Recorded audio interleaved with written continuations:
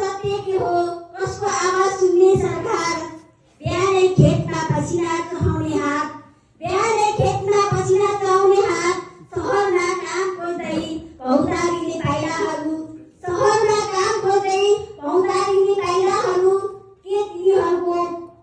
तिनीहरूको चासो सुनेको छ कोहीले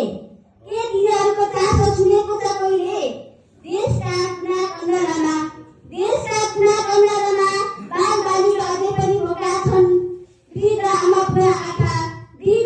बुवाका आँखा ओभाएका छैनन् शिक्षा अझै महँगो छ स्वास्थ्य अझै बन्धक छ शिक्षा अझै महँगो छ स्वास्थ्य अझै बन्धक छ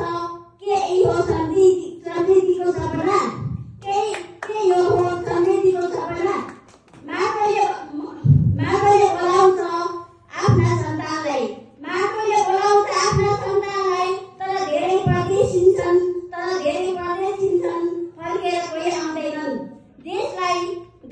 सिराने हातहरू अरूको सेवा गर्न बाध्य छन्